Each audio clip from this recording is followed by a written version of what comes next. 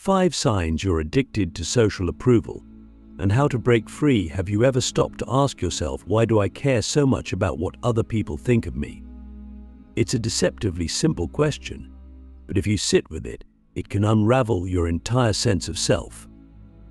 Think about it. How many times have you hesitated to say something, wear something, or do something simply because you feared how others might react? How often do you check your phone, scanning for likes, comments, or some form of validation? And here's the scariest part. What if I told you that most of us don't even realize how deeply addicted we are to social approval? We live in a world where being noticed, liked, and accepted has become a currency.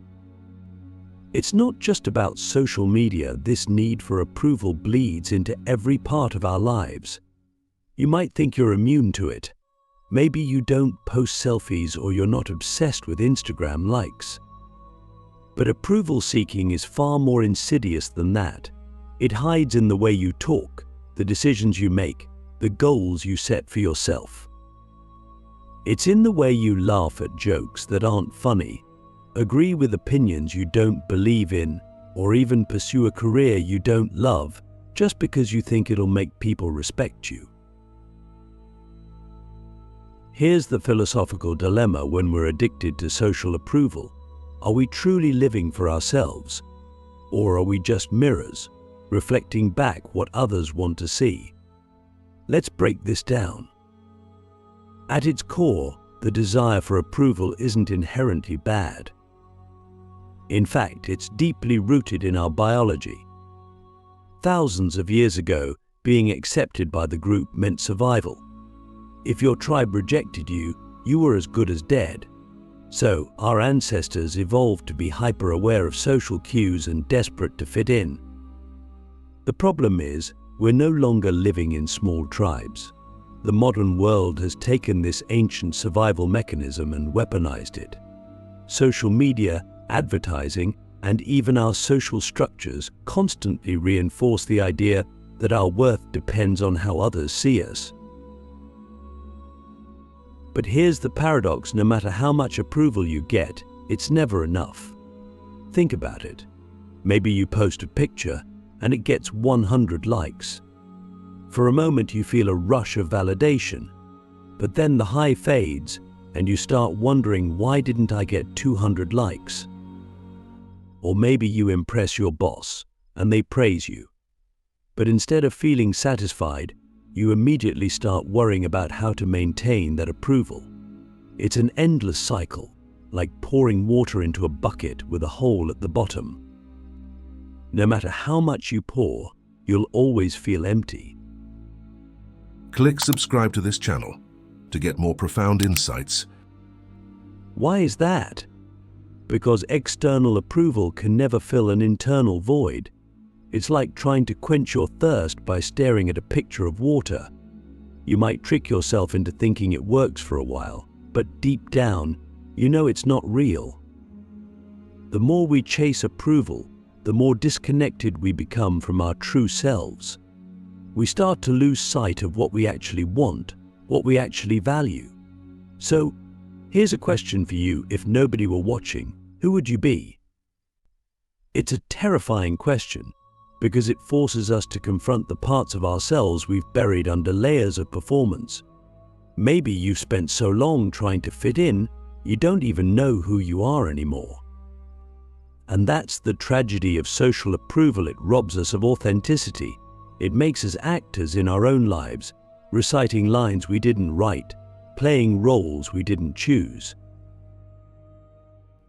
But here's the good news: just because you're addicted to social approval doesn't mean you're doomed to stay that way. Like any addiction, the first step is awareness.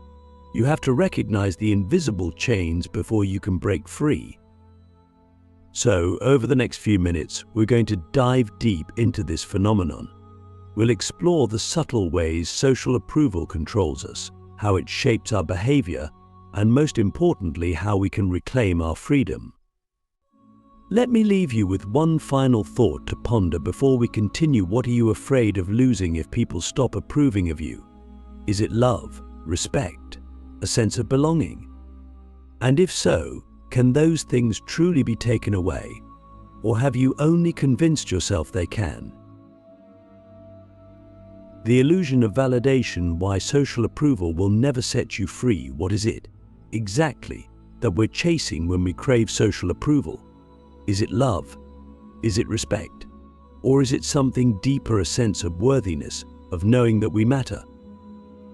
The truth is, the need for validation feels so real because, on the surface, it mimics something we all fundamentally desire: connection. As humans, we are wired to connect, to belong, to feel seen and understood. But here's the painful irony: the more we rely on external approval to feel connected, the more disconnected we become, not only from others but from ourselves. Think about it. When you do something purely to gain approval, whether it's posting a picture online, agreeing with someone else's opinion, or even pursuing a goal that doesn't align with your values, who are you really connecting with? Are people truly seeing you, or just the version of you that's being curated for their consumption? And if they're not seeing the real you, does their approval even count? This is the illusion of validation. It feels like connection, but it's really just a hollow substitute. Here's where it gets even trickier. Validation isn't just about seeking approval from others, it's also about avoiding rejection. Rejection hurts because it feels like a threat to our survival, even though, in reality, it rarely is. Psychologists call this social pain, and studies have shown that the brain processes social rejection in the same way it processes physical pain. No wonder we go to such great lengths to avoid it. But here's the problem: in our efforts to avoid rejection, we often end up rejecting ourselves. We silence our opinions, suppress our desires, and conform to expectations, all in the name of being accepted. So let me ask you, if you have to hide parts of yourself to gain approval, is it really worth it? What kind of connection can you build on a foundation of self-denial? This brings us to a deeper philosophical question: what does it mean to be free? Most of us think of freedom as the ability to do whatever we want, whenever we want.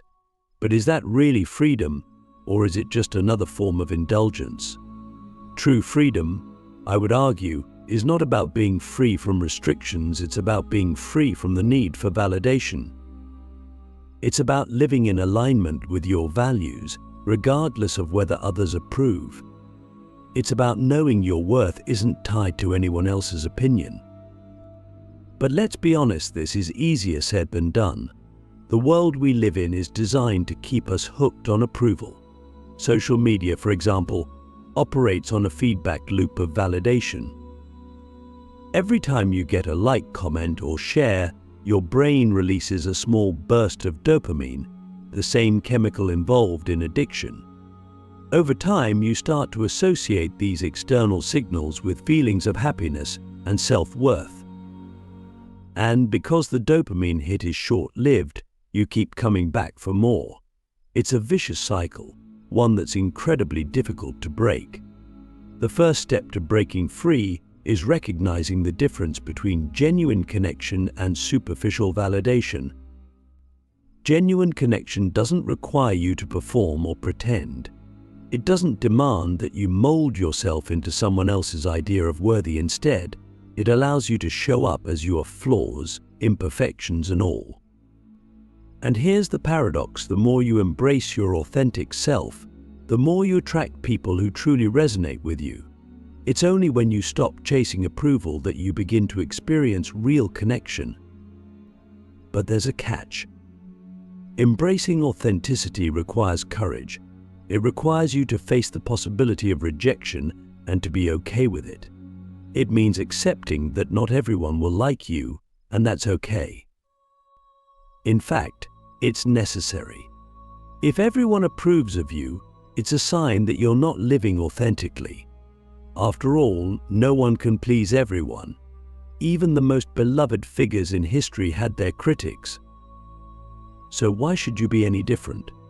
Here's a thought experiment for you. Imagine you're standing in a room filled with people. Half of them adore you, while the other half criticize you?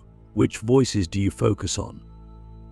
Most of us instinctively zero in on the critics, as though their disapproval somehow carries more weight than the admiration of others. But why? What does it say about us that we're so quick to internalize negativity and dismiss positivity? Is it because we secretly believe the critics are right? And if so, what does that belief say about how we see ourselves? This is the heart of the matter. Our addiction to social approval isn't really about others, it's about us. It's about the stories we tell ourselves about our own worth. If you believe, deep down, that you're not enough, no amount of external validation will ever satisfy you. It's like trying to fill a bottomless pit. The only way to break free is to rewrite the story, to remind yourself again and again that your worth isn't up for debate. It's not something that can be given or taken away. It simply is. So, here's my challenge to you: the next time you catch yourself seeking approval, stop and ask yourself, what am I really looking for? Is it a connection? Belonging? A sense of worth? And if so, is there a way to cultivate those things within yourself rather than relying on others to provide them? The cost of approval, what you sacrifice when you chase acceptance. Every choice we make carries a cost. When you choose to chase social approval, you might not realize it, but you're giving up something far more valuable than you're gaining. The currency of approval is steep. It demands your authenticity, your time, and often your peace of mind. And the cruel irony is that the more you strive to earn it, the more you lose the things that actually make life meaningful. Let's start with authenticity. There's a profound truth about life that we often overlook. You can't be fully loved if you're not fully known. When you prioritize approval, you start to edit yourself. You smooth out your imperfections, hide your quirks, and shape-shift into what you think others want you to be. At first, this might seem harmless. After all, isn't it just easier to fit in? But over time, this act of self-censorship erodes your sense of self. You become a collage of other people's expectations, pieced together with no real core. And here's the tragedy: even when people approve of you, they're not approving of the real you, they're approving of the mask you've created. So you never feel truly seen, truly loved. And that emptiness, it grows. Then there's the time you sacrifice. Think about how much energy you spend worrying about what others think of you, replaying conversations in your head, obsessing over your social media posts, seeking reassurance from friends. It all adds up. Time is the one resource we can never get back, yet we waste so much of it trying to control how others perceive us. What could you accomplish if you redirected that energy? What dreams could you pursue? What relationships could you deepen? The time you spend chasing approval is time stolen from the life you could be living. And let's not forget the toll on your peace of mind. The pursuit of approval is inherently stressful because it's based on something you can't control: other people's opinions. No matter how hard you try, you'll never be able to please everyone. People's judgments are shaped by their own insecurities, biases, and experiences, things that have nothing to do with you. Yet we tie our self-worth to these fleeting, unpredictable opinions, leaving ourselves vulnerable to constant anxiety. It's like building a house on quicksand. The foundation is always shifting, and you're never truly secure. Here's a question for you: what would your life look like if you stopped caring what others thought? Not in a reckless or selfish way, but in a way that frees you to live authentically. Imagine the weight that would lift off your shoulders. Imagine the risks you'd take, the passions you'd pursue, the relationships you'd nurture, the freedom you'd feel. But that freedom comes with a price, too, because breaking free from social approval means confronting your fears. It means accepting that some people won't like you, and that's okay. It means redefining success on your own terms rather than relying on others to define it for you. It means learning to sit with discomfort, to face rejection without letting it define you. And most importantly, it means learning to approve of yourself. So, ask yourself, what am I willing to give up to gain the freedom to be myself? Because here's the truth, the cost of approval is far higher than the cost of authenticity. And only one of them will lead you to a life worth living. The path to liberation, how to break free from the need for approval. True freedom begins the moment you stop letting the opinions of others dictate your life. But how do you get there? How do you untangle yourself from a web you've been caught in for so long, one that society, culture, and even your own mind has taught you to cling to? The answer lies in a gradual, deliberate process of unlearning and rediscovery. It's not easy, but it's worth everything. The first step to breaking free is cultivating self-awareness. You can't change what you don't notice. Start by observing your behavior throughout the day. Pay attention to the moments when you seek approval, whether it's through your words, your actions, or even your silence. Ask yourself, why am I doing this? Is it because it aligns with my values, or because I'm hoping for validation? This kind of self-inquiry is uncomfortable, but it's also liberating. Awareness is the flashlight that illuminates the dark corners of your mind, exposing the hidden patterns that control you. Once you've identified these patterns, the next step is to challenge them. Start small. The next time you're tempted to seek approval, pause. Resist the urge, even if it's just for a moment. Let yourself sit with the discomfort of not being validated. Over time, you'll realize that the discomfort doesn't break you, it passes. And with each small act of resistance, you reclaim a little more of your freedom. But it's not enough to stop seeking approval. You also need to replace it with something deeper, something more meaningful. This is where self-approval comes in. If you don't value yourself, you'll always look to others to do it for you.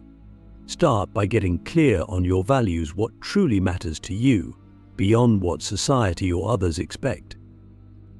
Then, live in alignment with those values. When your actions reflect your inner truth, you'll find a sense of integrity and self-respect that no external approval can match. Here's a deeper question to reflect on: what would it feel like to fully accept myself, even in my most imperfect moments? Imagine the peace that would bring. Imagine being able to move through the world without constantly looking over your shoulder, without second-guessing yourself, without needing anyone else's permission to be exactly who you are. Breaking free from the need for approval isn't about abandoning connection or becoming indifferent to others. It's about building a connection with yourself so strong that it doesn't depend on external validation. And when you reach that place, you'll realize something profound: the freedom you've been searching for was within you all along.